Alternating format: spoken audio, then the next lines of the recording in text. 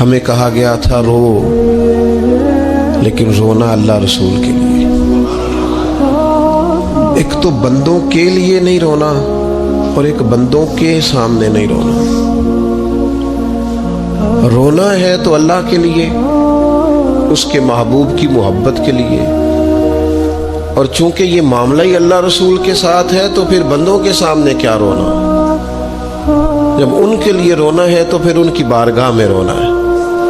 اگر کبھی رونا آئے اس کے لیے تنہائی کا انتخاب کریں، مجمع میں نہیں۔ ایک بندے کو حضرت عمر نے مجمع میں روتا دیکھا تو فرمایا یہ کام تو اکیلے میں کرتا، تیرے لیے برکت والا ہوتا۔ میرے عزیز، اگر انسان کو یہ سعادت مندی نصیب ہو جائے، وہ کبھی اپنے مالک کے خوف سے رو پڑے، کبھی اس کی محبت میں رو پڑے۔ مجھے بتائیں نا، بچہ جب رو ہی پڑتا ہے تو پھر اماں سارے کام چھوڑ کے متوجہ ہو جاتی۔ لوگ کہتے ہیں وہ میرے پاس آیا تھا تو بس رو ہی پڑا تھا، تو پھر میں کیا کرتا؟ وہ رو ہی پڑا ہے تو معاملہ ختم ہو گیا۔ بچے کی شدید غلطی پر اسے ڈانٹا تھا پر وہ رو پڑا، نرم ہو گیا دل ماں کا، باپ کا، چچا کا، بڑوں کا، چونکہ وہ رو پڑا ہے۔ عزیز بھائی، جب تو بھی رب کی بارگاہ میں رو ہی پڑے گا نا، جب تو اس کی خشیت سے ٹوٹ ہی جائے گا نا، جب اس کے حضور آ کے عرض کرے گا نا، مالک میں کہاں جاؤں تیری بارگاہ میں نہ ہوں، کہاں جاؤں؟ قرآن مجید سورہ توبہ میں ارشاد فرماتا ہے فَلْيَضْحَكُوا قَلِيلًا وَلْيَبْكُوا كَثِيرًا۔ فرمایا انہیں چاہیے تھا کہ تھوڑا ہنستے، وَلْيَبْكُوا كَثِيرًا، اور زیادہ روتے۔ چاہیے تھا کہ ہنسنا کم کرتے، رونا زیادہ کرتے، لیکن ہمارے ہاں بات بات پہ ہنسنا، مذاق بنانا، مذاق اڑانا، نتیجہ کیا ہے؟ حضور علیہ السلام نے فرمایا بہت زیادہ ہنسنا دلوں کو مردہ کرتا ہے۔ انسان روئے، اس کے آنسو نکلے اللہ کے لیے، اس کے محبوب کی محبت کے لیے۔ نبی پاک صلی اللہ تعالی علیہ وسلم نے فرمایا، بخاری شریف میں صحیح درجے کی روایت ہے، کریم فرماتے ہیں اگر تم وہ جان لیتے نا جو میں جانتا ہوں، اگر تمہیں اس کا علم ہوتا نا جس کا مجھے علم ہے، تو فرمایا تم رویا کرتے، تمہاری کیفیات اور ہو جاتی۔ اپنی تنہائی کو آباد کریں، اکیلے میں اللہ اللہ کریں، تلاوت کلام مجید کا اس طرح کا ذوق ہو۔ حضرت عمر سنا کرتے تھے تو رو پڑا کرتے تھے، حضرت فاروق اعظم رضی اللہ تعالیٰ عنہ پہلی صف میں قرآن مجید کی تلاوت کر کے روتے تھے تو تیسری صف تک آپ کی ہچکیوں کی آواز جاتی تھی۔ ان لوگوں کا درد ہی سارے کا سارا کتاب و سنت سے، اللہ رسول کی بارگاہ سے ہم نے نا اپنے آپ کو کمزور کر لیا ہے، دنیا داروں کے سامنے رو رو کے، دکھ بتا بتا کے۔ میرے عزیز، یہ تو ہے نا عام آدمی کا رونا، صحابہ کا رونا، اور اگر آنسو نبی پاک کے نکل آئیں تو صحیح مسلم میں، صحیح بخاری میں حدیث ہے، سرکار دو عالم علیہ السلام ان آیات کی تلاوت فرما رہے تھے جو حضرت ابراہیم علیہ السلام کے بارے میں آئیں، جو جناب عیسیٰ کے بارے میں آئیں، جن آیات میں حضرت ابراہیم اور جناب عیسیٰ علیہ السلام نے کہا ہے اللہ بہت سارے لوگ گمراہ ہو گئے، بہت سارے لوگ گمراہ کر دیے گئے، اور جن میں یہ فرمایا کہ یا اللہ جو میری اطاعت کریں گے وہ میرے ہیں، اور جو میری نافرمانی کرے تو ان کے لیے غفور ہے۔ جب اپنی اپنی امت کے گناہگاروں کا تذکرہ جناب ابراہیم اور حضرت عیسیٰ علیہ السلام جو کرتے ہیں، اور قرآن مجید نے جس کا بیان کیا اس کو حضور نے پڑھا تو نبی پاک کی آنکھوں میں آنسو آ گئے۔ یہ مسلم شریف، حضور روئے۔ اللہ کریم نے حضرت جبریل امین کو کہا جبریل جائیے میرے حبیب سے پوچھئے کیا معاملہ ہے۔ حضرت جبریل آئے، حالانکہ رب جانتا ہے، آ کے عرض کی یا رسول اللہ رب فرماتا ہے آپ رو رہے ہیں، تو کہا جبریل امت کے لیے رو رہا ہوں۔ آپ کی توجہ ہے میری بات؟ حضور امت کے لیے روتے ہیں نا، اللہ کرے امتی بھی کبھی نبی کے لیے روئے۔ کہا امت کے لیے رو رہا ہوں، تو حضرت جبریل امین علیہ السلام دوبارہ عرض گزار ہوئے مالک آپ کے حبیب امت کے لیے رو رہے ہیں. تو فرمایا میرے حبیب سے کہہ دے وَلَسَوْفَ يُؤْتِيكَ رَبُّكَ فَتَرْضَىٰ، آپ کا رب آپ کو اتنا دے گا کہ آپ اپنے رب سے راضی ہو جائیں گے. اللہ آپ کو راضی کر دے گا، محبوب امت کے بارے میں پریشان نہیں کرے گا. حضرت حیثم بن مالک رضی اللہ تعالیٰ عنہ فرماتے ہیں نبی پاک علیہ السلام خطبہ دے رہے تھے، تقریر فرما رہے تھے، حضور کی باتیں دلوں کے میل کچیل اتارتی چلی جا رہی ہیں.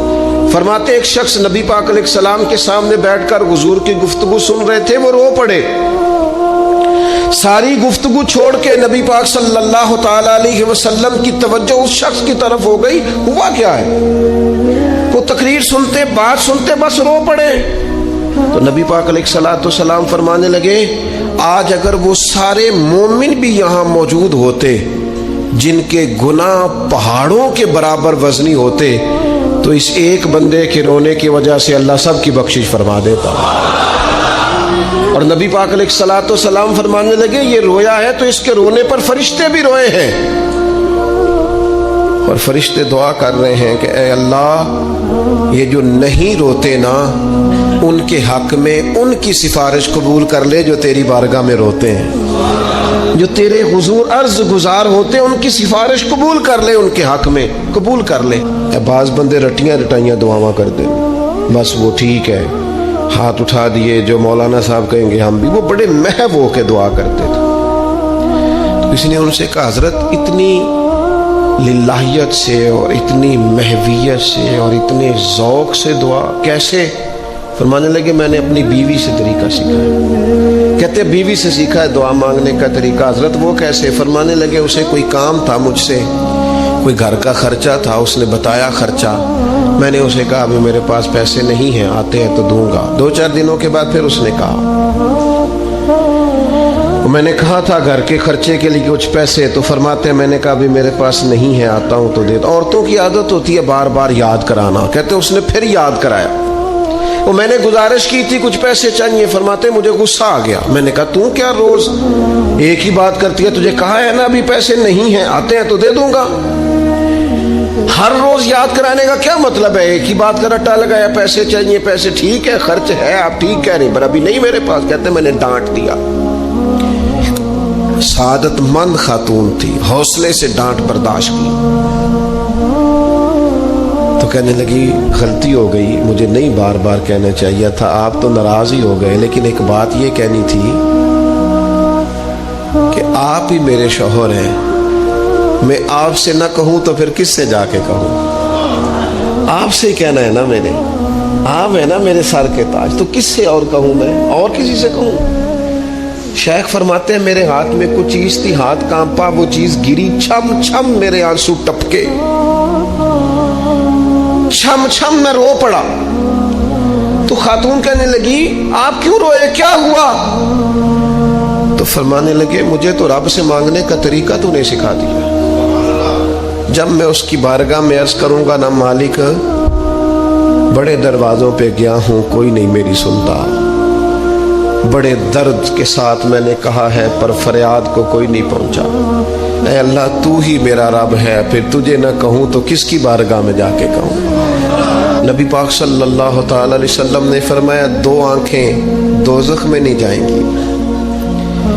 یا رسول اللہ صلی اللہ علیہ وسلم اتنا کرم، وہ 2 آنکھیں کون سی ہیں؟ فرمایا ایک وہ جو اللہ کی راہ میں رات جاگتی رہی، کسی سرحد پر پہرا دیا، کوئی ڈیوٹی کی، کوئی خدمت کی راہ خدا میں، جو آنکھیں بیدار رہی راہ خدا میں دوزخ میں نہیں جائیں گی.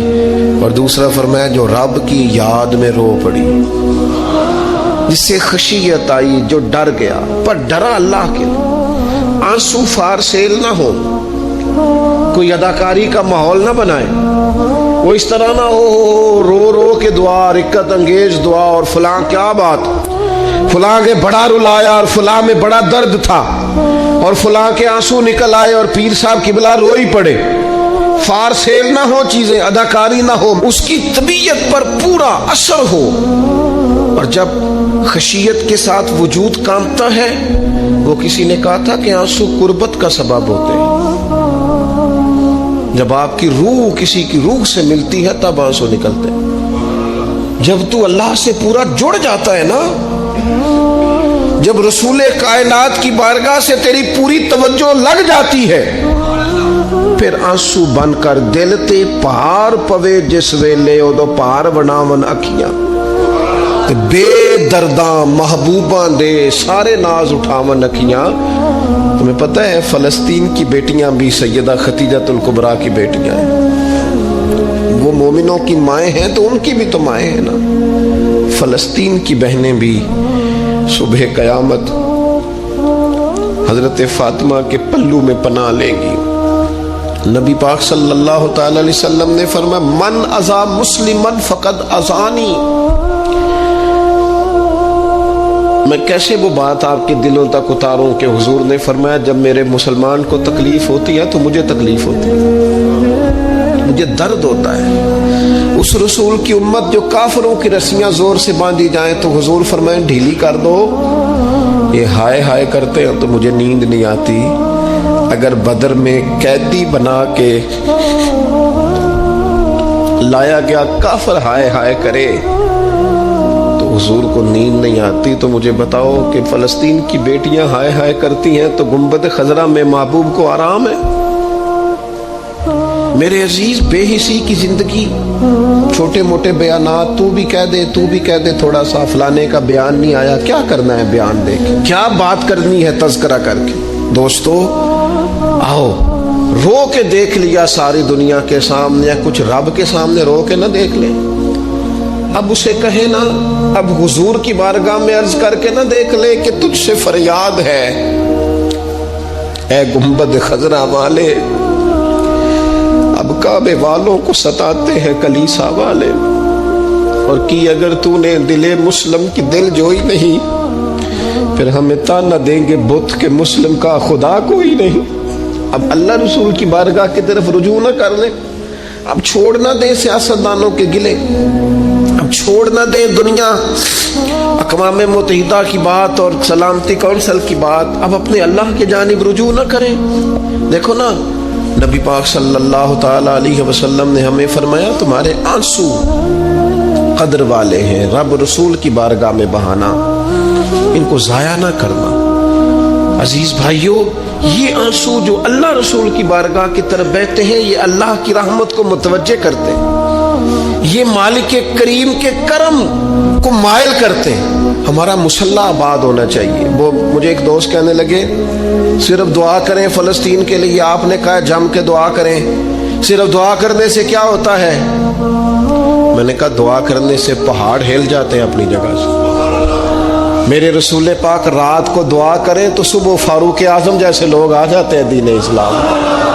نبی پاک علیہ السلام رات دعا کریں نا، دعا، اور بدر کی رات حضور دعا کریں تو اللہ 7,000 فرشتوں کو بھیج دیتا ہے مسلمانوں کی مدد کے لیے. صحابہ فرماتے ہیں میدان بدر میں ہم کسی کو قتل کرنا چاہتے تھے لیکن اس کی گردن پہلے سے کٹ کے گر جاتی تھی، فرشتے آئے ہوئے تھے. آج ہمارے ساتھ اللہ کی مدد ناراض ہو گئی ہے، ہم سے رب کی مدد ناراض ہے. ہماری مجموعی غلطیاں، قومی کوتاہیاں، بددیانتیاں، رشوت خوریاں، ہمارے جھوٹ، ہماری بد اخلاقیاں، مجموعی طور پر سوسائٹی کی مادہ پرستی، اخلاقی رویوں کی گراوٹ، لوٹنا، اپنا حصہ وصول کرنا، جگہ جگہ پہ کمیشن مقرر کرنے، ہر شخص کا ذات کے لیے سوچنا، اللہ کی مدد پھر روٹ جایا کرتی ہے، ناراض ہو جایا کرتی ہے. سب سے ضروری کام یہ ہے، سب سے ضروری کام کہ اللہ کی مدد شامل ہو.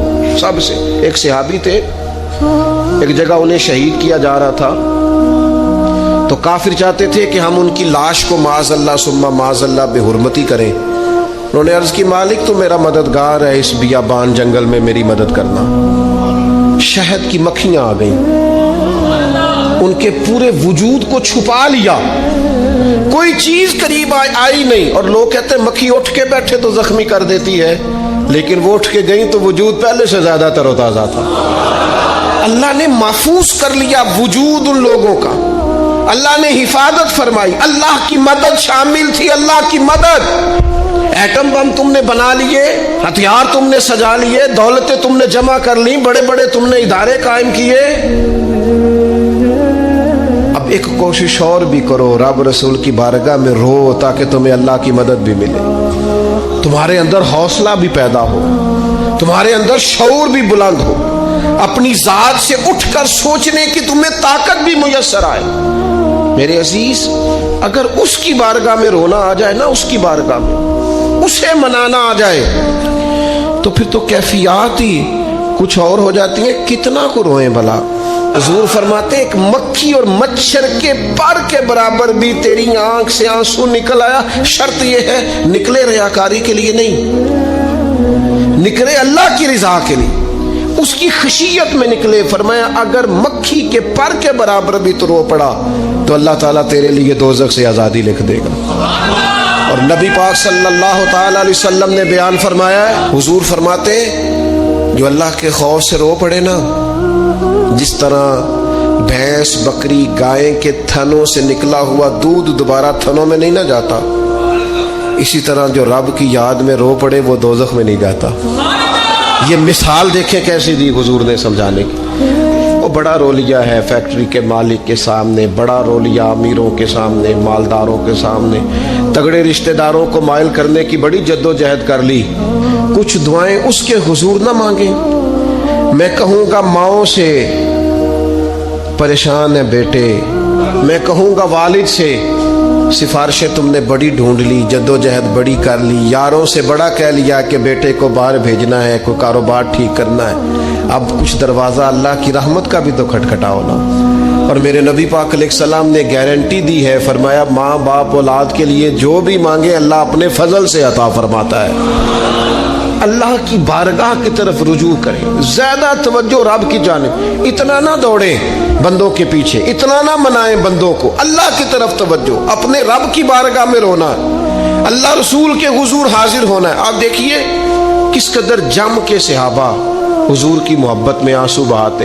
हजरत सोबान बिन मालिक आके रो ही पड़े थे ना, हुजूर ने खुद जाके पूछा क्या हुआ, बताना नहीं पड़ा, बस आंसू छलके तो नबी करीम ने फरमाया सोबान क्या हुआ।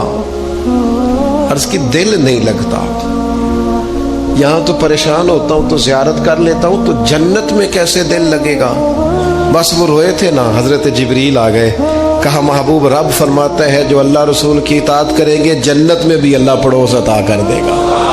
रो पड़े तो जन्नत तक बात चली गई, रो पड़े तो।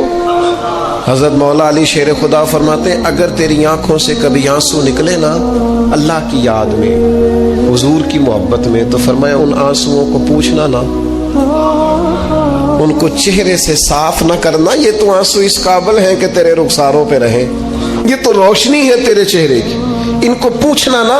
हजरत अली रदी अल्लाह ताला अन्हु नसीहत करते हैं इन्हें रहने दे, ये आंसू बड़ा कीमती है, निकला तेरी आंख से है पर किसी का हो के निकला, निकला तेरी आंख से है पर किसी के लिए निकला, निकला तेरी आंख से है पर इसने तुझे बताया है कि तेरे वजूद में, तेरी धड़कनों में, तेरे जज्बात में किसी और का भी हिस्सा है। ये रब रसूल की रिजा के लिए छलका है। वो हजरत शेख सादी रहमतुल्लाह ताला अलैह आप मेहमान नवाज बड़े थे हजरत सादी। कुछ लोग ना बड़े मेहमान, सारा दिन यही सोचते रहते हैं किसी को खिलाना कैसे है जी, दुनिया आवे खा खा जावे ते राजी होवे बुल्ला। तो हजरत सादी मेहमान नवाज बड़े थे, तो कर्जा चढ़ गया, कर्जा सिर्फ मेहमानों को खाना खिलाने का ही था। तो एक दिन सारे ही कर्ज खा के बैठ के कहने लगा बाबा पैसे देंगे तो जाएंगे, पैसे रख, सब झगड़ा कर रहे हैं।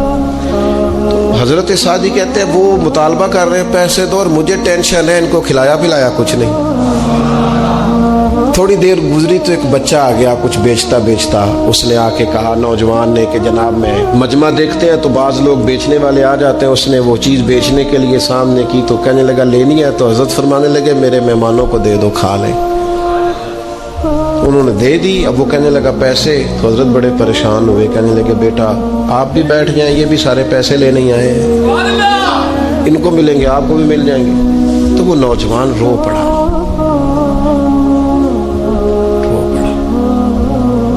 कहने लगा लगा हजरत साहब मैं तो यतीम हूँ, बहनें और माँ इंतजार कर रही हैं। हजरत बड़े परेशान हो, ये क्या हो गया?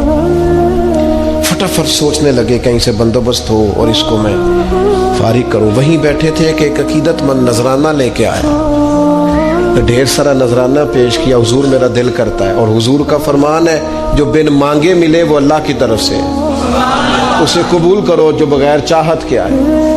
तो उसने नजर पेश की तो वो ढेर सारा नजराना था। हजरत ने जिनके पैसे देने थे सबको दिए, उसको भी दिए, सब कर्जे अदा करके भी थोड़े से बच गए।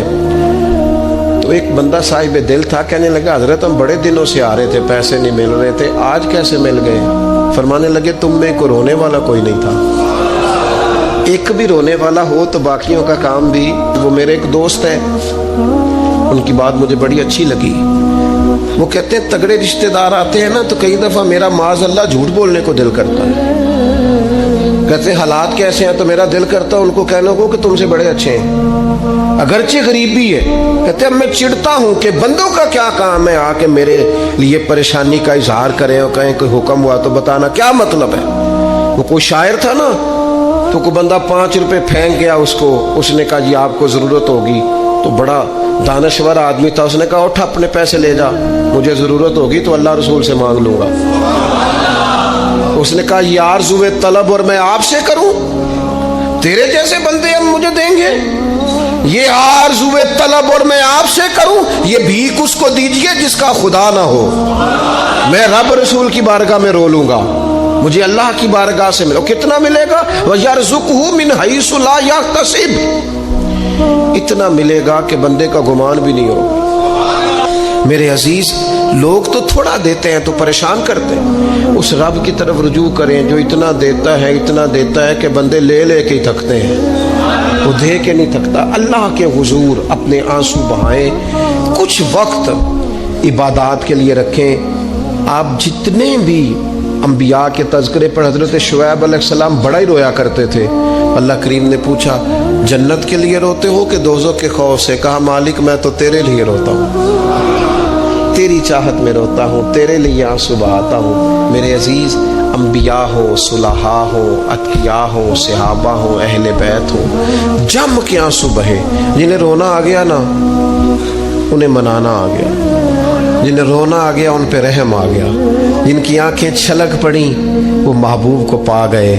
शर्त ये है कि तन्हाई हो, बंदा अकेला हो, राज रोए पर रोए अल्लाह रसूल के लिए, उनकी बारगाह में रोए। बाहर तो निकले तो फिर तो मुंह धो के निकले ना, आंसू बंदों को नहीं दिखाने, आंसू अल्लाह रसूल को।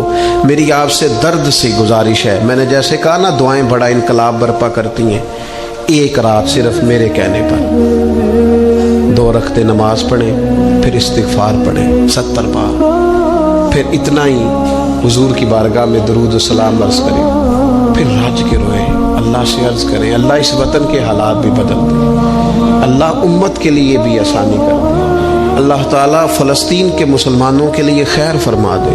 हम अगर इज्तिमाई तौर पर और इनफरादी तौर पर अपने रब की बारगाह में दुआओं का रिश्ता मजबूत करेंगे ना तो बड़ा ही करीम है। जब इतने सारे लोगों के हाथ उठते हैं ना, मैं यहाँ भी कई दफ़ा लंबी दुआ करता हूँ जुम्मे के बाद, सोचता ये हूँ इतना बड़ा मजमा है, हज़ारों लोग हैं, तो हो सकता है किसी एक नेक आदमी की आमीन से कईयों का भला हो जाए। एक जुमला कह के लोग साइड पे हो जाते हैं, बंदा बेचारा सारी रात तड़पता रहता है। एक फिक्रे का तबसरा करके लोग कोने में छुप जाते हैं और किसी आदमी के लिए वो उसे सूली पे लटका जाते हैं। अब पहले तो अल्लाह से ये माफ़ी मांगे कि रब इस जुर्म से हमें महफूज फरमाए। और अब तो लोगों की ज़ुबानें इतनी लंबी हो गई कि वो सहाबा तक चली गई हैं, अहले बैत नबुव्वत तक चली गई। तबसरों के शौक में लोगों ने ये देखा ही नहीं कि मेरी हैसियत क्या है और मैं बात किसकी कर रहा हूँ, मेरी औकात क्या है और मैं तबसरा किस पे कर रहा हूँ। बेबाक होना और बात है और बदतमीज़ होना, इन दोनों में फ़र्क होता है।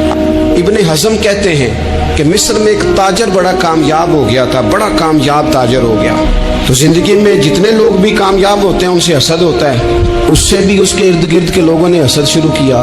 अब ताजरों ने प्लानिंग की कि इसे ख़राब कैसे करना है, وہ ایک دن اپنے گھر سے نکلا، سفید کرتا سفید پگڑی باندھ کے باہر. اب 5-6 لوگوں نے پہلے سے منصوبہ بندی کی ہوئی تھی. ایک صاحب اسے ملے، کہنے لگے ماشاءاللہ آج تو سفید کرتے پر سبز امامہ سبز پگڑی بڑی ہی اچھی لگ رہی ہے.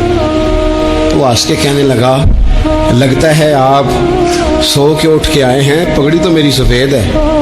اس نے کہا چلو پگڑی تو سبز ہی ہے، باقی آپ نہیں مانتے تو آپ کی مرضی. کو آگے بڑھا تو اب کیونکہ پلاننگ تھی تو ایک شخص اور ملا. اس نے کہا کیا بات ہے، سفید کرتے پر آپ کا پیلے رنگ کا امامہ کیا جچتا ہے. اس نے کہا یار کو خدا کا خوف کر. ہنس کے کہا کیا ہو گیا، تیری اینک کا نمبر تو نہیں تبدیل ہونے والا ہوا؟ اور بھائی میں نے تو سفید کرتا اور سفید ہی امامہ باندھا ہے. اب 2-3 لوگوں کی دفعہ تو وہ مسکرایا، لیکن وہ ڈھیر سارے لوگوں نے منصوبہ بندی کی تھی. وہ جب چوتھے کے پاس گیا تو اس نے بھی کہا کہ کیا بات ہے سفید کرتے پر پیلے رنگ کے امامے کی. اس نے کہا پیلا کہاں ہے. اب وہ غصے ہونے لگا. اب وہ چھٹے کے پاس گیا تو اس نے کہا جناب کیا بات ہے سفید کرتا اور کالا امامہ. اب وہ غصے میں اتنا باولا ہوا کہ پہلے ہنسا پھر رویا. پھر اسے سمجھ نہ آئی کہ دکان کا تالا کس چابی سے میں نے کھولنا ہے. بس وہ شام ہوئی تو اس بیچارے کو بچوں نے روڑے مارنے شروع کر دیے. وہ اتنی تکلیف میں آ گیا کہ لوگ اسے پاگل کہنے لگے. کیوں؟ اس لیے کہ لوگ منصوبہ بندی، افواہ تھی نا کہ میری طبیعت خراب ہے، تو لوگوں نے حال پوچھ پوچھ کر بیمار کر دیا. لوگوں کی باتیں، لوگوں کے تبصرے، لوگوں کے کمنٹس. بولے امام شافعی. امام شافعی فرمانے لگے لوگوں کی باتیں پتھروں کی طرح ہوتی ہیں، یہ روڑوں کی طرح ہوتی ہیں. اگر انہیں کمر کے اوپر رکھ لو گے نا تو یہ تمہاری کمر توڑ دیں گی، اور اگر تم ان کو اپنے پیروں کے نیچے رکھ لو گے تو تمہارا قد اونچا ہو جائے گا. بس دنیا میں وہ لوگ پریشان ہوتے ہیں جو لوگوں کی باتوں کو کندھوں پر سوار کر لیتے ہیں. جو پیروں کے نیچے رکھے، جو پاؤں کے نیچے رکھے ان کا قد. وہ پرانے زمانے میں نا عارف رومی رحمۃ اللہ علیہ فرماتے کہ ایک بیل گائے گر گئی تھی کنویں کے اندر. تو اب وہ لوگ اس کو نکال تو نہیں سکتے تھے، تو انہوں نے اس طرح کیا کہ مٹی ڈالنی شروع کر دی کہ اب بدبو آئے گی، پریشانی ہوگی، تو اس کو بند کر دیتے ہیں اندر ہی کنویں کو. کنواں نئی جگہ پہ کھود لیتے. انہوں نے جب اس کے اندر مٹی ڈالی نا تو وہ گائے جو تھی وہ مٹی جھاڑ کے تو مٹی کے اوپر آ گئی. انہوں نے پھر مٹی ڈالی تو وہ تھوڑی اور اوپر آ گئی، اور مٹی ڈالی تو اور وہ مٹی ڈالتے گئے اور گائے وہاں سے کنویں سے باہر آ گئی. لوگوں نے دفن کرنا چاہا، وہ باہر نکل آئی. او میرے بھائی، لوگ بھی اپنی باتوں میں دفن کرنا چاہتے ہیں، لیکن یاد رکھنا جو چمکنے والے تھے وہ چمکتے ہی رہے. جن کو اللہ نے عزت دی تھی ان کی گھٹائی کوئی نہیں سکا. یہاں تو میں نے یہ دیکھا ہے اس معاشرے میں کہ جھوٹے سے جھوٹا آدمی اس کے بھی فالوور ہوتے ہیں، دغے باز سے دغے باز بندہ اس کے بھی، گویوں کے فالوور، اداکاروں کے فالوور، فلانے کے فالوور. اس کا یہ تو بھائی انسان کا مزاج ہے. ہر بندہ کانوں کا کچا ہے، کوئی تھوڑا زیادہ کچا ہے، کوئی تھوڑا کم کچا ہے. تو باتیں تو ہوگی، لوگ منہ میں زبان رکھتے ہیں تو گفتگو تو کریں گے. اب یہ اثر لینے والے پہ ہے کہ وہ اس کا اثر کس طرح کا لیتا ہے. ہمارے ہاں بڑے بڑے سمجھدار لوگ نفسیاتی ہو جاتے ہیں، بڑی بڑی سمجھدار خواتین نفسیاتی ہو جاتی ہیں. میری ساس باتیں کرتی ہے، میری نند باتیں کرتی ہے، مجھے فلانا باتیں کرتا ہے، مجھے فلانا. بھائی باتیں، جس کے منہ میں زبان ہے اس نے بات تو کرنی ہے. اب آپ نے کیوں یہ دعویٰ کر لیا ہے کہ آپ اتنے اونچے چلے جائیں کہ آپ کو بات ہی کوئی نہ کرے؟ کیا حرج ہے اس میں؟ اگر کوئی آپ کو بات کر دے تو کیا ہے، ہم کسی نے کر لی تو پھر کیا ہوا؟ اس کا اتنا اثر قبول کرنا کہ ساری رات سونا ہی نہ، پریشان ہو جانا. اور بعض لوگ ایسے ہیں جنہیں اتنی باتیں نہیں ہوتی جتنی انہیں ٹینشن ہوتی ہے. یعنی وہ 2 بندے کونے میں کھڑے ہیں تو میری ہی بات کر رہے. اور بھائی تو اتنا اہم نہیں ہے، انہیں کوئی اور کام بھی ہو سکتا ہے، تیری بات ہی انہوں نے کرنی. بلا وجہ لوگ سمجھتے ہیں کہ میں بڑا اہم آدمی ہوں، وہاں بھی مجھ پہ تبصرہ ہو رہا ہے، یہاں بھی ہو رہا ہے. اس پہلو سے باہر آئیں، اس کمپلیکس سے نکل آئیں. اور نبی پاک کا یہ طریقہ ہے. مسند امام احمد بن حنبل میں حدیث موجود ہے. حضرت عبداللہ ابن مسعود رضی اللہ تعالیٰ عنہ، کمال آدمی حضرت عبداللہ ابن مسعود. حضور نے فرمایا عبداللہ ابن مسعود سے قرآن سیکھا کرو، یہ اسی طرح پڑھتے ہیں جس طرح میرے اوپر نازل ہوا تھا. حضرت عبداللہ ابن مسعود کو نبی پاک علیہ السلام نے فرمایا درخت پہ چڑھ کے ذرا میرے لیے مسواک تو اتار دو. حضرت عبداللہ ابن مسعود کی پنڈلیاں پتلی پتلی تھی، ٹانگیں پتلی تھی. وہ درخت پہ چڑھے، ہوا چلی، تو کپڑا تھوڑا ہٹ گیا تو بعض لوگ ان کی پتلی پنڈلیوں کا مذاق اڑانے لگے، معاذ اللہ، دیکھو کیسی باریک باریک پنڈلیاں ہیں، کیا انداز ہے۔ اب حضور بیٹھے ہیں نا، تو انہوں نے جو بات کی تھی وہ بات بھی درست تھی، پنڈلیاں واقعی پتلی تھی، اور کوئی بھی اس انداز میں دیکھتا تو شاید مسکراتا۔ جب انہوں نے کہا نا دیکھو پتلی پنڈلیاں، تو حضور نے ہمارے لیے طریقہ کیا چھوڑا، ہمارے لیے سیرت کیا چھوڑی۔ حضور سید عالم فوراً ارشاد فرمانے لگے، نبی پاک فرمانے لگے چپ کرو، تم میرے عبداللہ کی پنڈلیوں کو پتلا پتلا کہہ رہے ہو نا، قیامت کے دن جب میزان لگے گا اور ان پنڈلیوں کا تمہیں وزن پتا چلے گا، پھر پتا چلے گا میرے عبداللہ کی شان کیا ہے۔ یہ بڑی وزنی پنڈلیاں ہوں گی، جب ان کا میزان پر وزن تلے تو آپ دفاع کریں۔ نبی پاک صلی اللہ علیہ وسلم نے فرمایا اگر کسی جگہ تیرے بھائی کی عزت پر حملہ ہو رہا تھا اور تو بچانے پر قادر تھا اور تو نے اس کی عزت سے اس شر کو روک دیا، کہا نہیں یار ایسی بات نہیں ہے، تم غلط کہہ رہے، فرمایا اگر تم کسی کی عزت کا دفاع کرو گے تو فرمایا جہاں تمہاری عزت خراب کی جا رہی ہوگی رب وہاں تمہاری عزت کا دفاع فرمائے گا، اللہ تمہاری عزت کا محافظ بن جائے گا۔ لیکن ہم کیا کرتے ہیں، ہم لوگ باتیں کر رہے ہوتے ہیں تو ہم ان باتوں میں ایک بات اور شامل کرتے ہیں، ہم ان باتوں میں ایک بات اور شامل کر لیتے ہیں اور انداز اختیار کر لیتے ہیں، اور جو آپ کے حق میں ہے اس نے مخالف نہیں ہونا، اور جو مخالف ہے اس نے کبھی حق میں چھوڑیں۔ آپ کس کو قائل کر رہے ہیں، جس کی سمجھ میں آتی ہے وہ قبول کرے، نہیں آتی تو دروازہ کھلا ہے، کہیں اور تشریف لے جائے۔ ہمارا یہ مزاج بن گیا کہ بلا وجہ کی وضاحتیں بھی بندے کو کمزور کرتی ہیں، بلا وجہ ہم کمزور پڑ جاتے ہیں، تھوڑے بے نیاز ہو جائیں، چھوڑیں۔ اتنی لمبی زبانیں کھول کے لوگوں نے صحابہ کے بارے میں باتیں کی، باتیں ہو رہی ہیں، لوگ جن کو دبانا چاہتے تھے، آج نہیں صوفیاء کی مخالفت شروع ہوئی، ان کے زمانے میں بھی ہوئی، ان کے دور میں ان کے خلاف کتابیں لکھی گئیں، لکھنے والے خدا جانے کہاں ہیں، اور داتا صاحب ہو رہی ہے، خواجہ صاحب ہو رہی ہے۔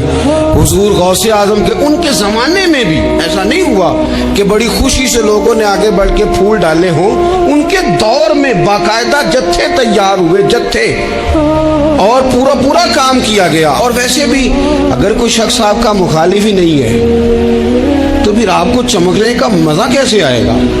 کوئی تو مخالف ہو نا، کوئی تو ہو نا جو کوئی بات کرے۔ دیکھیں نا، اگر اندھیرا نہ ہو، رات نہ ہو تو بلب کی کوئی اہمیت رہ جائے گی؟ یہ چمکتا ہی تب ہے جب اندھیرا زیادہ ہوتا ہے۔ ہم کہتے ہیں اندھیرا ہو گیا، اور بھائی تجھے چمکنے کا موقع دیا ہے اندھیرے نے، تجھے اس نے عروج دیا، تندیے باد مخالف سے نہ گھبرا اے عقاب، یہ تو چلتی ہے تجھے اونچا اڑانے کے لیے، تو باتوں سے پریشان نہ ہو۔ میں نے کہا کہ اگر آپ باتوں کا پہاڑ بنا کے اوپر سوار ہو جائیں گے نا تو قد اونچا کریں گی باتیں۔ جو بندہ ڈسکس ہونے لگ جاتا ہے وہی تو مشہور ہوتا ہے، اسی کی تو بات ہوتی ہے۔ دیکھیں کیا ہوتا تھا بھلا مکے میں، کوئی بندہ باہر سے آتا تو ابو جال اسے کھڑا کر کے کہتا حضور کے پاس نہ جانا، تو کہتا پتہ تو کروں بھلا نبی پاک کے پاس کیا ہے، پتہ تو کروں بھلا حضور کے پاس کیا ہے۔ تو جن سے تعارف نہیں ہونا تھا وہ بھی تعارف کرا رہے تھے رسول پاک کا۔ تو اس لیے باتوں سے گھبرا جانا، ہاں ایک بات ہمیں کتاب و سنت میں ملتی ہے، اس پر ضرور غور کریں، تہمت والی جگہ سے بچیں، تہمت کا موقع نہ دیں، مطلب بلا وجہ ہی اپنے لیے بحث کا دروازہ کھولنا یہ درست نہیں ہے۔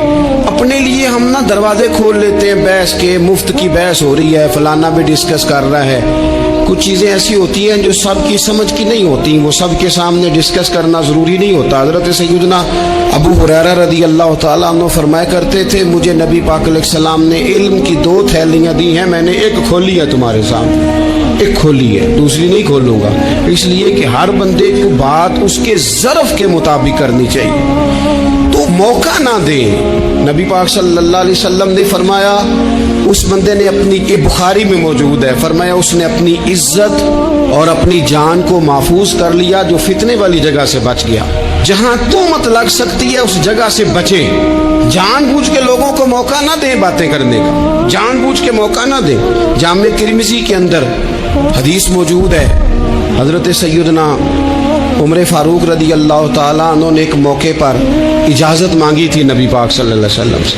अर्ज़ किया, या रसूल अल्लाह सल्लल्लाहु अलैहि वसल्लम, मुझे आप इजाज़त दे दें, मैं अब्दुल्ला बिन अबी सलोल की गर्दन उड़ा दूं। ये मुनाफिक बार बार आड़े आता है, बार बार तकलीफ देता है, आप मुझे इजाज़त दें, मैं इसे कत्ल कर दूं। तो अब वो चूँकि कलमा पढ़ता था, साथ तो रहता ही था ना, बहुत सारे लोग उसे मुसलमान जानते थे। तो हज़रत सैयदना उमर फारूक रदी अल्लाह ताला अन्हु ने इजाज़त चाहिए, का या रसूल अल्लाह सल्लल्लाहु अलैहि वसल्लम, अगर आप मुझे इजाज़त दे दें, ये तिरमिज़ी में मौजूद है, यानी आप उस जगह से बचें जहाँ तोहमत लग सकती है, जहाँ बिला वजह किसी शख्स को शर फैलाने का मौका मिल सकता है। या रसूल अल्लाह, मुझे इजाज़त दे, मैं अब्दुल्ला बिन अबी सलोल की गर्दन उड़ा दूँ। तो नबी पाक सल्लल्लाहु अलैहि वसल्लम ने फरमाया कि उमर, अगर मैं तुम्हें ऐसा करने की इजाज़त दूंगा तो लोग कहेंगे कि अब अपने करीबियों को इन्होंने मरवाना शुरू कर दिया है, साथ वालों को ही मरवाना शुरू, लोग तो इसे मुसलमान समझते हैं, तुहमत वाली जगह से। बल्कि बुखारी शरीफ में इसी तर्ज का एक और पैगाम भी हमारे लिए मौजूद है। ये जो हरम शरीफ आज हमारे सामने है ना, बैतुल्ला शरीफ, इसमें एक पीछे मकाम है जिसको हतीम कहा जाता है। ये खाना काबा का हिस्सा है। हुजूर सल्लल्लाहु अलैहि वसल्लम के ऐलान नबुव्वत से पहले जब कुरैश मक्का ने इसे तामीर किया ना दोबारा से, तो उन्होंने चंदे का कोई इस तरह का मिजाज बनाया था कि उस बंदे से पैसे लेने जिसके बिल्कुल ही जायज़ हो। इस तरतीब से उन्होंने खाना काबा की तामीर की कि फिर वो सारी तामीर न कर सके, हतीम बाहर रह गया। तो नबी पाक सल्लल्लाहु अलैहि वसल्लम ने एक दिन फरमाया, बुखारी में मौजूद है, हुजूर फरमाने लगे, आयशा, अगर तुम्हारी कौम जाहलियत के करीब न होती, क्योंकि अभी करीब करीब जाहलियत छूटी है ना, अभी लोगों ने कलमा पढ़ना शुरू किया है, फरमाया अगर ये जाहलियत के करीब न होते तो मैं काबे को उन्हीं बुनियादों पर दोबारा बना देता जिन बुनियादों पर हजरत इब्राहीम अलैहिस्सलाम ने बनाया था। लेकिन चूंकि ये जाहलियत के करीब है, इनकी समझ में चीज़ नहीं आएगी, ये शक में पड़ जाएंगे, परेशान हो जाएंगे, लिहाजा मैं ये काम नहीं करता। बहुत सारी चीज़ें ऐसी हैं कि जिनकी वजह से बात सादा लोग इबहाम का शिकार होते हैं, इबहाम का। हमारे उलमा ने इस तरह किया कि बड़े तय करके अकायद के उन्वानात उम्मत तक पहुँचाए। हर आदमी हर शोबे का स्पेशलिस्ट नहीं होता। बहुत सारे लोग बातें मरीज के सामने करने वाली नहीं होती, वो सिर्फ लवाहिकीन को बताने वाली होती। फिर कुछ लोग और आए जिन्होंने कहा कि हम तो एफिशिएंसी दिखाएंगे, कुछ खास हर बात खोल कर लोगों के सामने रखेंगे। तो उसका नुकसान फिर ये होता है कि सादा लोग मुश्किलात का शिकार होते हैं। वो फिर जब कहते हैं हर चीज़ डिस्कस कर लेनी चाहिए तो फिर बातें दूर निकल जाती हैं। फिर लोगों ने अंबिया किराम अलैहिमुस्सलाम की इज्तिहादी खताओं को डिस्कस करना शुरू किया। रब्बना ज़लमना अनफुसना, अगर हज़रत आदम ये लफ्ज़ कहें तो उनके लिए तो ठीक है, लेकिन अगर कोई गुलाम और उम्मती और बेटा उठ के ये लफ्ज़ कहे तो उसके लिए ठीक नहीं है। तो मेरे अजीज, ऐसे काम न करें जिसकी वजह से बिला वजह बहस का। हमारे यहाँ कुछ लोगों को शौक है खबरों में रहने का, वो ऐसी ऐसी बातें छेड़ते हैं जिनसे ना वो खबरों में रह सके। मैंने देखा है, वो कहते हैं जी मैंने कोई अनोखी बात करनी है। भैया अनोखी बात करने से बंदा मशहूर तो हो जाता है। हमारे ज़माने में मशहूर ही वो होता है जो दूसरों से ज़रा हट के बात करे, अनोखी करे। वो हमारे लतीफ़ा लिखा है ना, एक अहले अरब का एक हिजा नाम का अरबी का एक लताइफ सुनाने वाला शायर है। तो वो कहता है कि एक शख्स ने एक दफ़ा कह दिया था गधा खाना जायज़ है। तो बड़े बड़े उलमा उसके घर चले गए कि भाई कोई दलील, कोई जुजिया, कोई कहाँ से, कोई किताब, कोई हवाला, कोई शय। उसने कहा रोज़ आओगे एक एक बंदे को बताऊंगा, इकट्ठा ही स्टेज लगाओ, एक ही दफ़ा हवाले देता हूँ, रोज़ नहीं दिए जाते।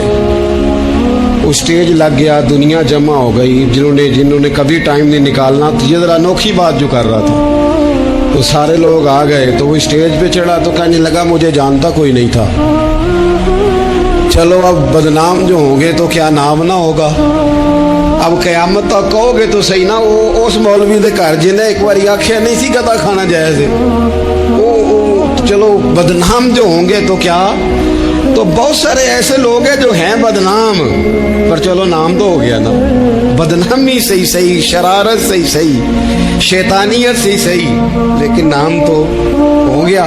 تو اس لیے کوئی ایسا انوکھا کام جس سے لوگوں کی, میں آپ سے بڑی گزارش سے عرض کروں, اعلیٰ حضرت بریلوی رحمۃ اللہ علیہ نا لالٹین کے اندر مٹی کا تیل جلایا جاتا ہے ہمارے ہاں, تو مٹی کا تیل ظاہر ہے اس سے بدبو آتی ہے, تو مسجد میں وہ جلانا جائز نہیں تھا. تو ایک صاحب ارنڈی کا تیل لائے, وہ خوشبو والا ہوتا ہے, وہ لا کے انہوں نے نا اعلیٰ حضرت بریلوی رحمۃ اللہ علیہ کو لالٹین میں ڈال کے دیا اور کہا کہ یہ مسجد میں اس کو جلاتے ہیں چونکہ اس کے اندر سے خوشبو آتی ہے, بدبو نہیں آتی. تو وہ جو شرعی عذر ہے نا, حضور نے فرمایا کہ جمعے والے دن غسل کر کے آؤ تاکہ کسی کے پسینے سے ایک دوسرے کو تکلیف نہ ہو. کچا لہسن پیاز کھا کے مسجد آنا اس لیے منع کر دیا گیا کہ منہ کی بدبو سے تکلیف ہو, تو مسجد میں کوئی ایسی چیز جو بدبو کا باعث بنے منع ہے. اب انہوں نے وہ تیل لا کے لالٹین میں ڈالا جس سے خوشبو آتی تھی اور لالٹین بھی روشن ہوتی تھی. تو اعلیٰ حضرت فاضل بریلوی رحمۃ اللہ علیہ اپنے اس خادم سے فرمانے لگے کہ اب لوگ تو آئیں گے نا, تو ہمارے علاقے میں تو ساری دنیا مٹی کے تیل سے ہی چلاتی ہے, تو اب آپ نے ایک خوشبو والا تیل لا کے ڈال تو دیا ہے اس کے اندر لالٹین میں, پر یہ لوگوں کو بتائے گا کون کہ یہ تیل وہ نہیں ہے. لوگ تو یہاں سے دیکھ کے جائیں گے اور جا کے کہیں گے کہ اتنے بڑے عالم کی مسجد میں اگر جل رہا ہے تو ہم کیوں نہ جلائیں. تو فرمانے لگے وہ شخص کے حضور پھر حال کیا ہے, فرمانے لگے آپ فرضوں کا سلام پھیر کے دعا سے پہلے لالٹین کے پاس کھڑے ہو جائیں اور جو بندہ گزرے اسے بتاتے جائیں کہ یہ مٹی کا تیل نہیں, یہ مٹی کا تیل نہیں, یہ مٹی کا تیل. ہر شخص کے ذہن تک بات اتر جائے تاکہ لوگ کسی ایسی چیز کا شکار نہ ہو جائیں جس سے کہ ان کے مزاج میں کوئی غیر شرعی چیز عروج پکڑ لے. تو میرے عزیز, ہم نہ کچھ بدگمانیاں لوگوں کے اندر لوگ ڈالتے ہیں. ہمارے ہاں بالخصوص پاکستان میں جب سے سیاسی فرقہ واریت شروع ہوئی ہے, سیاسی, ہماری قوم کا مزاج اتنی بری طرح خراب کیا گیا ہے. ہمارے نوجوان بچے جو بڑے سنجیدہ پڑھے لکھے, ان کی گفتگو اپنے سیاسی مخالف کے بارے میں اتنی لوز کر دی گئی ہے, اتنی کمزور کر دی گئی, اتنی خوفناک کر دی گئی ہے کہ اس طرح تو کبھی نہیں ہوا تھا. یہ مزاج جو لوگوں کو دیا جا رہا ہے, قومیں اپنے اخلاق کے طور پر زندہ رہتی ہیں. بد اخلاقیاں کبھی بھی انسانوں کو اونچا کر سکتی, پیچھے رہ جاتے ہیں لوگ. تہذیب کسی سوسائٹی کا حسن ہوتا ہے, اور اگر ایک سیاسی مخالف کے لیے آپ کا یہ والا مزاج بن جائے, اپنے سیاسی قد کو اونچا کرنے کے لیے آپ ان چیزوں کا سہارا لیں, یہ درست نہیں ہے. اخلاقی رویے میں کہوں گا کسی بھی سیاسی جماعت سے وابستگی ہے وہ 100% رکھے جو اس کی سمجھ میں آتی ہے, لیکن اپنے اخلاقی مزاج کو کبھی کمزور نہ ہونے دے, اخلاقی رویہ کبھی کمزور نہ ہونے دے. یہ کیسے ہو سکتا ہے؟ دیکھیں, ابو جہل, ابو لہب, عتبہ, عتیبہ, شیبہ, وہ وہی باتیں کر سکتے تھے جو ان کے مزاج کی تھیں, جو آج تک لوگ کسی بھی دیندار کے بارے میں کرتے ہیں. تو انہوں نے وہی باتیں آ کے کی تھی جناب ابو طالب کے ساتھ. انہوں نے کہا تھا کہ اگر معاذ اللہ ان کو دولت چاہیے تو ہم دیتے ہیں. بڑے سے بڑے مخلص آدمی پر آج لوگ دعویٰ نہیں کرتے کہ دولت کے لیے لگا ہوا ہے. انہوں نے کہا دولت چاہیے تو دیتے ہیں, اگر کسی خاتون سے نکاح کرنا چاہتے ہیں تو کرا دیتے ہیں, سرداری چاہیے تو دے دیتے ہیں. اب یہ سوچ ہی اتنی ہے, اس سے آگے جاتی نہیں. وہ معاذ اللہ حضور کے بارے میں اور بھی باتیں کرتے, یہ شاعر ہیں, یہ جادوگر ہیں, یہ فلاں ہیں, لیکن میرے نبی پاک علیہ الصلوۃ والسلام نے کبھی بھی ان کی ذاتی زندگی کو ڈسکس نہیں کیا, کبھی نہیں کیا. ابو جہل شراب پیتا تھا, لیکن حضور نے کبھی سوسائٹی میں یہ بات لوگوں کے سامنے بیان نہیں کی. وہ لوگوں کے پیسے دبا لیتا تھا, کئی جگہوں پہ حضور نے پیسے نکلوا کے دیے, لیکن جگہ جگہ گلی گلی کھڑے ہو کے حضور نے یہ نہیں فرمایا کہ یہ اس طرح کا ہے. آپ اپنے مخالفین کے بارے میں ضرور کلیم کریں, ثبوت کے ساتھ ضرور بات کریں, یہ ضروری ہے, لیکن آپ کا رویہ اتنا گرا ہوا نہیں ہونا چاہیے کہ لوگ سمجھیں کہ یہ قوم تو اخلاق سے ہٹ گئی ہے. آپ اختلاف کریں, لیکن اختلاف کے بھی آداب ہوتے ہیں. اس ادب کے دائرے کے اندر ہے کہ صحابہ کے بیچ بھی رائے کا اختلاف ہو جاتا ہے, ہو جایا کرتا ہے. حضور اس اختلاف کو قبول کرتے, بھئی ہو جاتا ہے رائے کا اختلاف اپنوں میں, لیکن اس کے اندر انسان توہین پہ اتر آئے, اس کا لہجہ اس طرح کا ہو جائے جس طرح کی بازاری گفتگو کی جاتی ہے, تو تو محسوس ہوتا ہے کہ یہ تربیت کا فقدان ہے، یہ لہجے باوقار لوگوں کے نہیں ہوا کرتے۔ لہجے کو کبھی برا نہ ہونے دیں، انداز کو لوگ آپ کو چھیڑیں گے، اپنی جگہ پہ کھینچ کے لانے کی کوشش کریں گے، بڑا کچھ لوگ کریں گے، لیکن آپ اپنی جگہ سے آپ تبدیل نہیں ہوں گے۔ آپ کہیں گے یار میرا ایک معیار ہے، میری ایک حیثیت ہے، میں اپنی حیثیت چھوڑ سکتا؟ میں اپنی حیثیت نہیں چھوڑ سکتا۔ ہر بندے کو آپ ڈسکس کریں گے تو تہمت والی جگہ سے ضرور بچے، بدگمانی سے ضرور بچے، لیکن ہر شخص کو اس کے معیار کے مطابق اتر کا جواب دینا یہ باوقار لوگوں کا سٹیٹس نہیں ہوتا۔ وہ کہتے ہیں جا بات کر، جا کے تو کون ہوتا ہے تیری بات کرے، اب ہم ہر شخص کے منہ لگے، یہ کیسے ہو سکتا ہے؟ نبی پاک صلی اللہ علیہ وسلم گزر رہے تھے، صحیح بخاری میں موجود ہے، آپ کی اہلیہ حضرت صفیہ رضی اللہ تعالیٰ عنہ آپ کے ساتھ تھی، رات کا وقت تھا، حضور گزر رہے تھے تو صحابہ کچھ کھڑے تھے، تو حضور نے ایک کو بلا کے کہا کہ یہ میری بیوی ہے، صفیہ ہے۔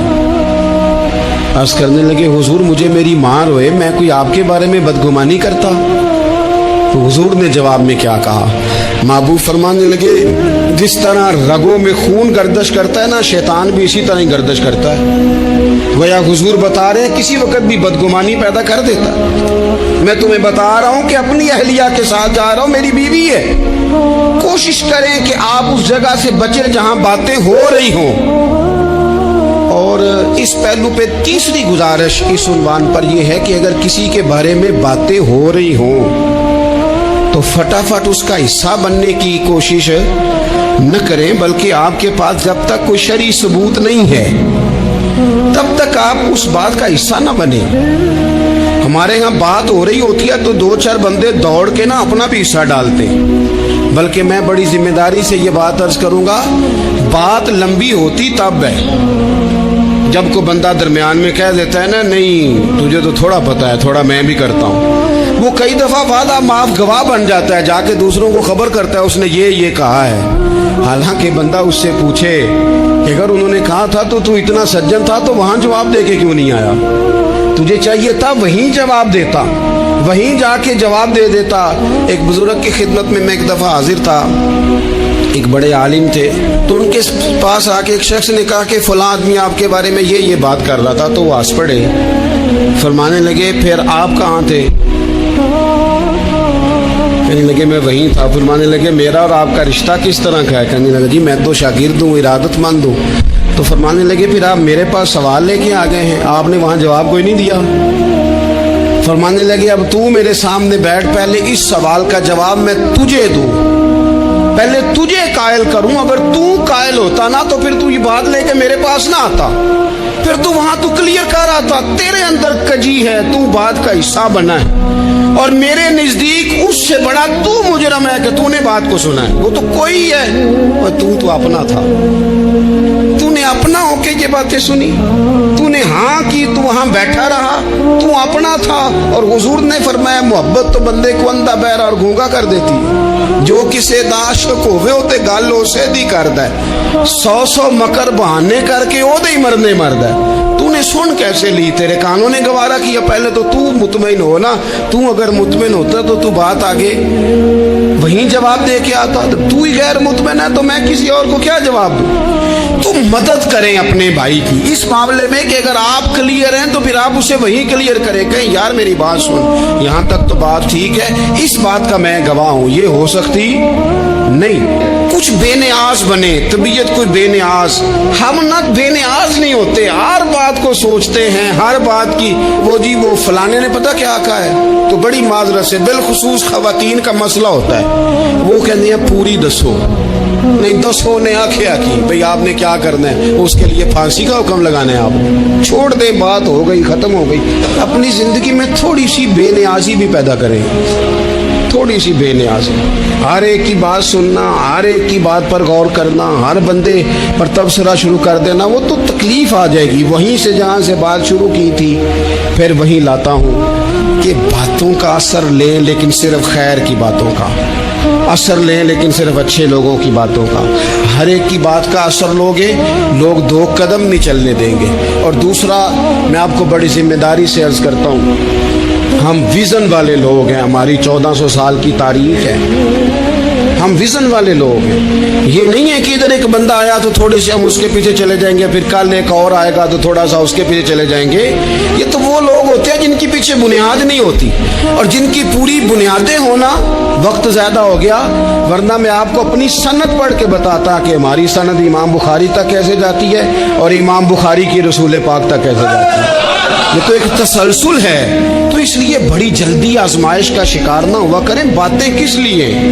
जो बंदा वेला है उसने भी 4 बातें, तो हर बात का असर न ले। बिलखुसूस जवानों से कहता हूँ, टारगेट अचीव करने के लिए सबसे पहले तो मकासद का तायुन करे, जाना किधर, और फिर उस पर लग पड़े। बातें होती रहेंगी, लेकिन बातों को पुश्त पे सवार नहीं करना, बातों को पाँव के नीचे रखना है। कद ऊंचा हो जाएगा, कद ऊंचा हो जाएगा। पुश्त पे सवार करोगे तो गर्दन टेढ़ी कर देंगे। तक आप बस बढ़ते जाएं। घोड़ा जब दौड़ता है ना, दौड़ता है तो उसके पैरों को झाड़ियाँ लगती हैं, लेकिन अगर दौड़ता रहे तो कोई झाड़ी कहीं रह जाती है, कोई कहीं रह जाती है। बाकी मखलूक करती है बातें, वो करती रहेगी। आप आगे बढ़े, सफ़र करते रहे। सफ़र, बहुत सारे बातें करने वाले वहीं रह जाते हैं और काम करने वाले कहीं के कहीं पहुंच जाते हैं। बातें करने वालों में से ना हो, काम करने वालों में से हो। अल्लाह तौफीक अता फरमाए। आखिर दावा या अनिल हम्दुलिल्लाह।